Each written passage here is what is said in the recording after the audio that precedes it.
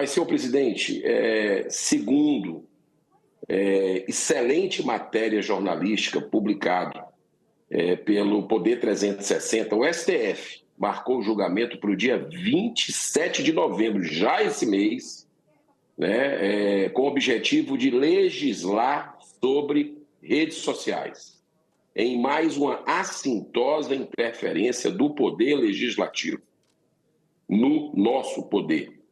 Não podemos esquecer que o Congresso Nacional vem legislando também sobre esse importante assunto.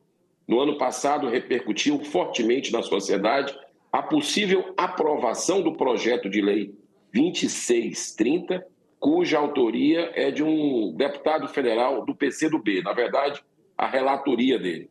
E sua urgência foi rejeitada.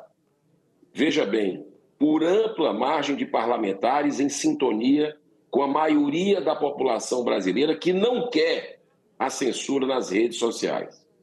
Mas, segundo a própria matéria, o conteúdo do PL 2630, conhecido como PL da censura, poderá ser utilizado como base para a elaboração do voto do ministro relator nesse julgamento agora, no dia 27 de novembro.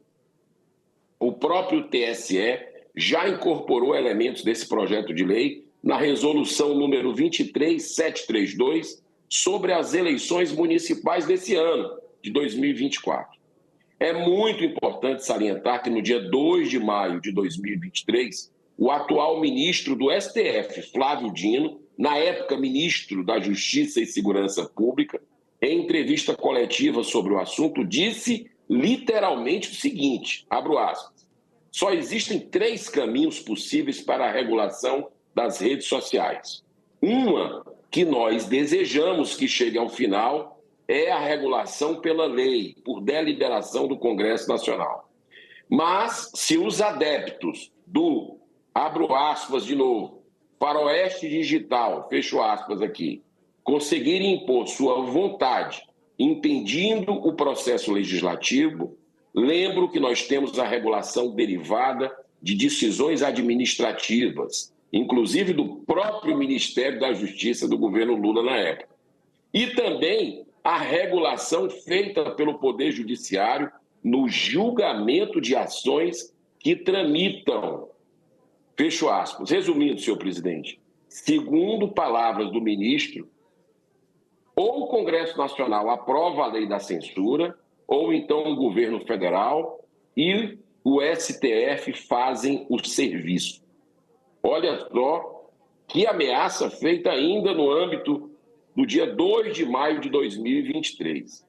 Resumindo, segundo as palavras do ministro Dino, né, isso é importante, e eu quero deixar muito claro aqui essa ameaça dele, que coloca em xeque o nosso Congresso Nacional, né, o trabalho que nós fazemos pelo Senado, pela Câmara dos Deputados, eleitos diretamente pelo povo. Quero deixar claro, presidente, é prerrogativa explícita do Poder Legislativo debater amplamente tal assunto, que é sério e complexo, com a participação da sociedade em audiências públicas, tantas quantas forem necessárias.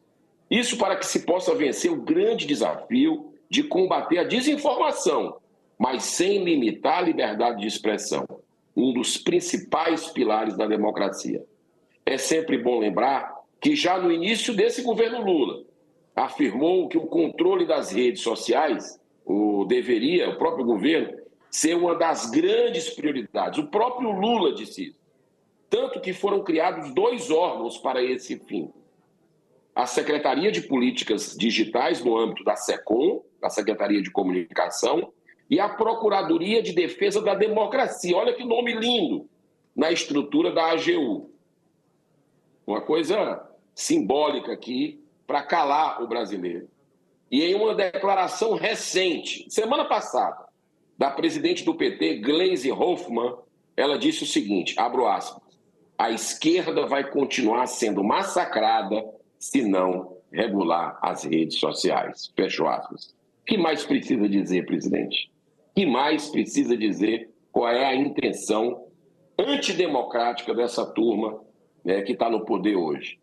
Nós não podemos esquecer jamais sobre os abusos cometidos pelo TSE nas eleições presidenciais de 2022, quando chegou ao cúmulo de realizar uma censura prévia, quando proibiu o lançamento pelo Brasil Paralelo do documentário Quem Mandou Matar Jair Bolsonaro, né? Naquela clássica decisão de democracia a gente vê depois das eleições, né?